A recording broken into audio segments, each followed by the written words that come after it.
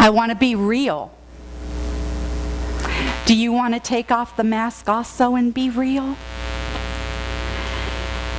You know, taking off the mask and becoming your authentic self isn't always an easy task.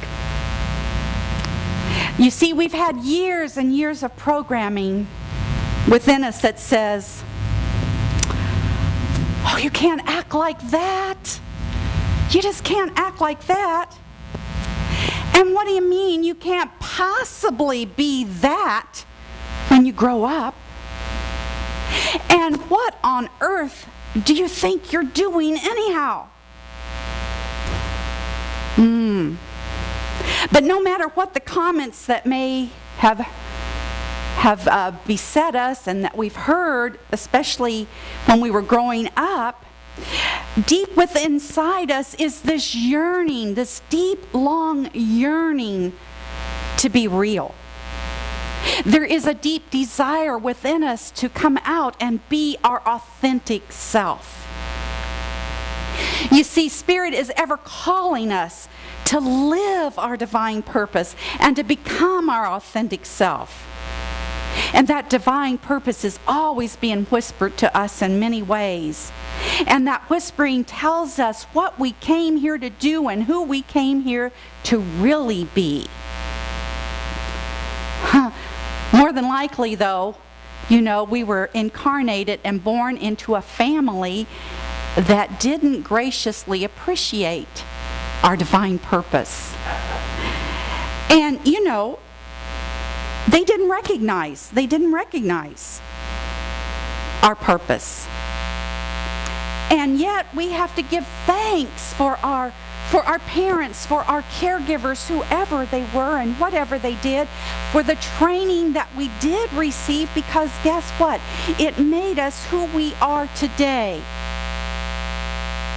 Now, I know this doesn't agree with our Conversations with God book, but I thoroughly believe myself, and you know, it could be true or not, it's my truth anyway, that I believe that we do come to this earth planet to learn lessons, and this is a giant schoolroom.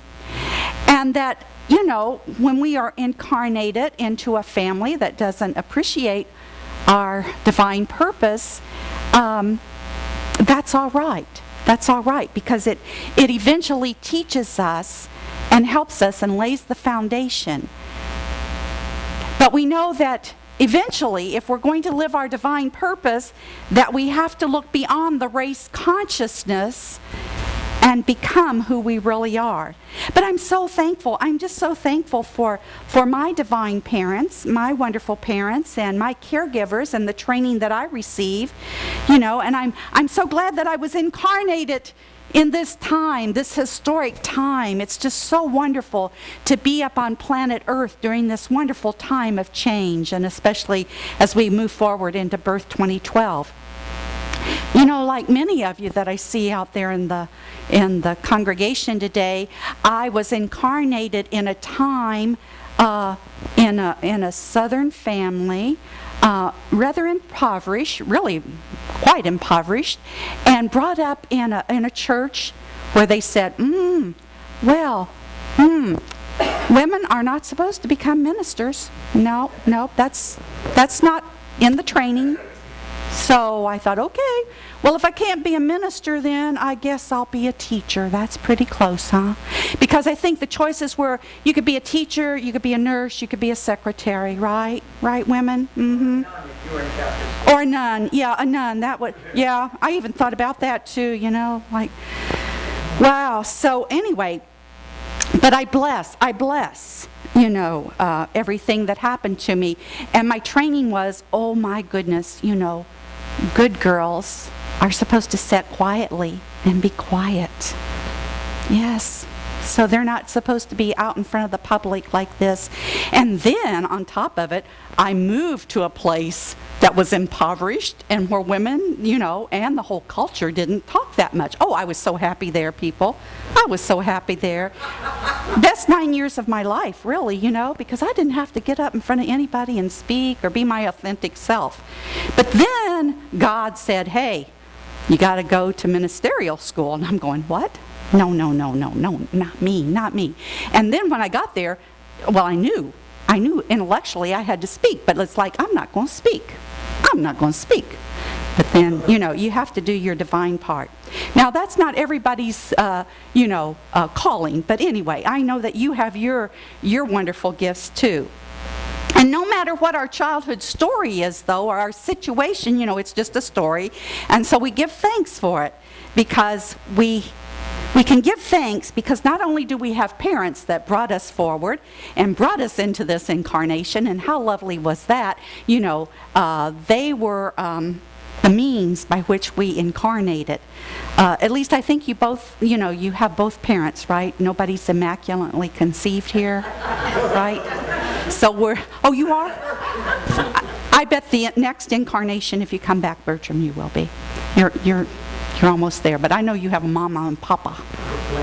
It's a plan. It's a plan. But you know what? We can celebrate. Each one of us can celebrate, because you know what? We've got divine parents. We've got divine parents, each and every one of us. And those divine parents are our Mother, Father, God. Father Sky, Mother Earth. Our divine parents that unconditionally love us and know our divine purpose, and just say, hey, go for it, go for it, go for it. It reminds me of that song that Glenn wrote, and some wonderful words, and maybe we didn't get it, but here's some of the words. You got no reason to pretend. We've got no reason to pretend and wear a mask, and do all the things that we do. It's time to keep it real. God's love will never end. It will never end no matter what we do. It's a good deal. It's a good deal to be on board with God. And then if we really are on board with God, and we know and we practice that God presence within us, there are no worries. Just relax and settle in. Take off the mask. You are a rising star. Each one of you are a rising star. Did you ever think of your life like that? You're a rising star. How phenomenal is that? We're all rising stars in our own unique way. But to really evolve and to become a really, truly rising star, it will be necessary for you not to follow the crowd. Don't follow the crowd. So we have to get in step with God. We have to get in step with God, which means that we each one will march to a different drummer. A different drummer. Jesus, our master teacher, didn't tell us in Scripture, I have to say, like, take off the mask and be real. But he did give us some wonderful words that we can metaphysically interpret along that line. And it was good for his day and time, for the people that he was talking to.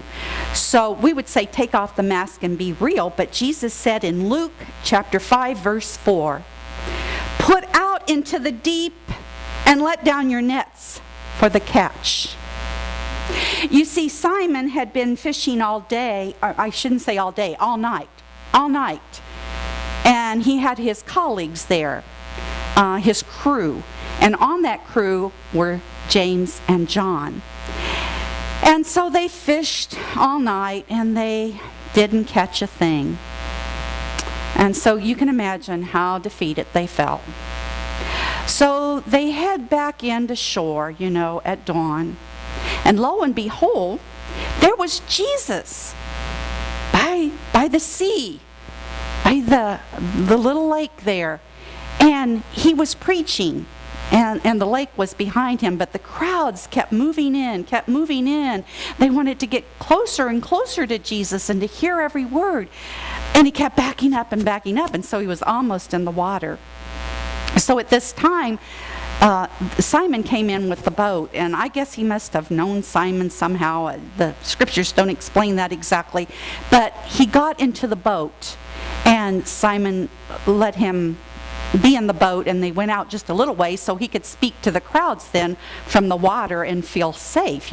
They'd have to wade out in the water. I think it was like a rock concert back then, It really was like, how you go to a rock concert and you just want to touch the stars and everything and jump up on stage and all that. The Woodstock of 0 AD. That's it. That was the Woodstock then.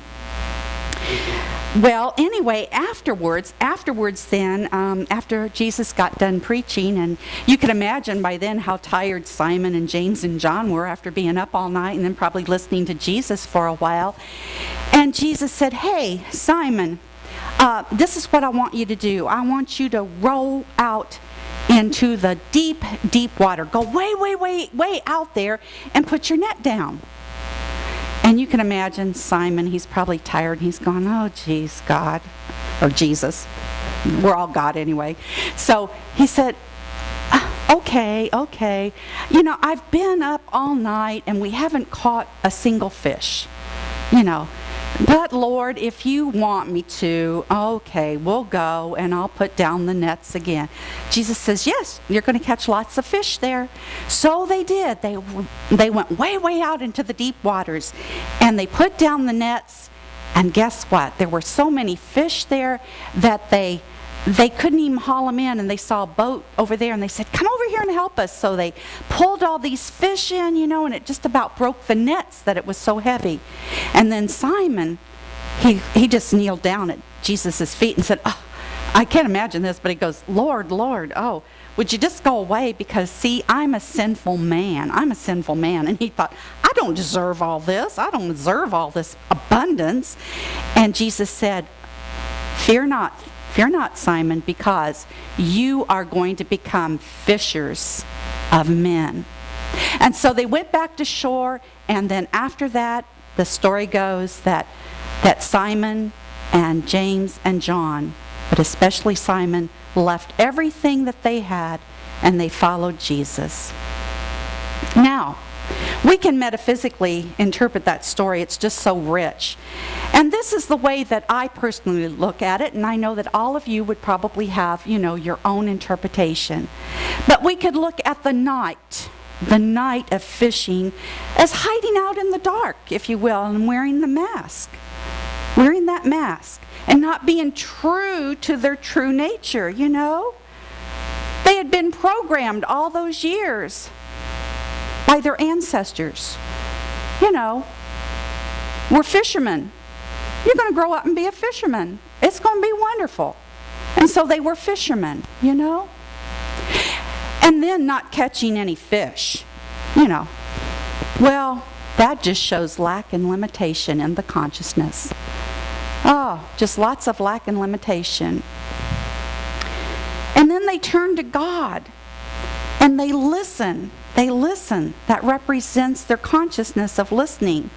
And they listened to that inner calling then and became real, because they were guided to go out into that uncharted water and lower their nets and find abundance there.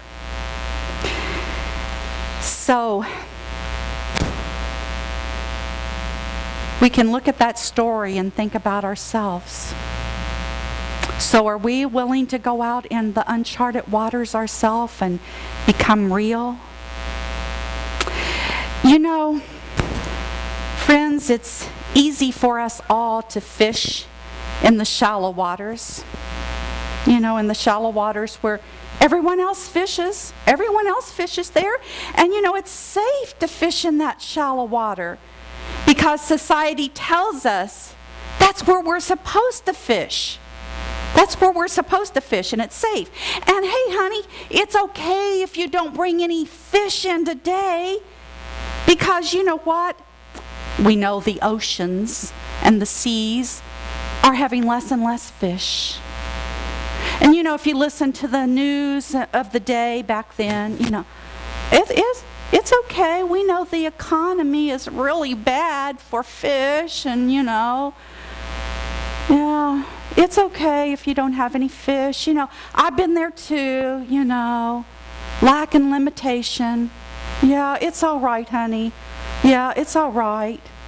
I've been there too. Don't worry, there'll be a better fishing day tomorrow. Yet Jesus said, go into the deeper water. Go into the deeper water. Venture out into the unknown. And just like Simon Peter, we might feel like if we venture out there, if we go out there, we're going to be ridiculed and we're going to be misunderstood. Oh, and people aren't going to love us anymore. However, if we're to reap the harvest, we need to launch our boat and go out there in untested waters, for that's where the true rewards are to be found. When we take off the mask and we discover our own gifts that we have to give to the world, we know it's wonderful. Our lives will change. I'd like to read from the Quest the very words about this gift that they have to say.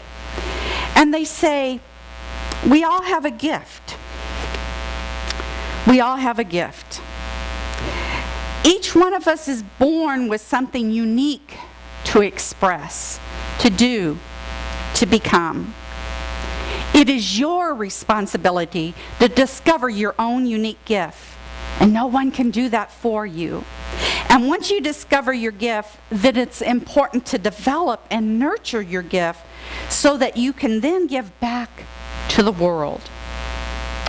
Once the nets are filled from the deep waters, the fish are brought back to the shore to feed to the people, to give. Your own unique gift must also be used to help others. It's only in this way you can feel fulfilled. It's only in this way that you can be fulfilled.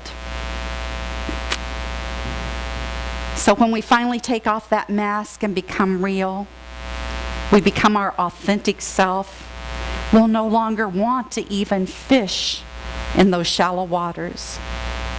We won't be afraid to march to a different drummer. Thoreau stated these words, "The authentic ones hear a different beat than the masses hear. They are not concerned that they might appear to be out of step with others. In fact, they don't even care if they are out of step with others." This past week, I had the good fortune of attending the Southeast Unity Regional Conference down at St. Petersburg, and it was entitled Sea of Possibilities. Sea of Possibilities. And there's a pearl right in there. And this pearl reminds me of the parable of the pearl of great price. And that pearl of great price is this. It's the treasure of being your authentic self that is overflowing with the richness of your own unique gift. So my friends, just push away from the shore and fear not. Dare to take off the mask and be real. And when you take off that mask and become real, you'll begin to have this special, special glow about you. And that glow is your own inner candle, your own inner light that will begin to burn so brightly that you'll be able to go out and light up the world. So God bless each and every one of you as you discover your unique gifts and you bring them forth and nurture them and take your candle and go out to light the world. Namaste.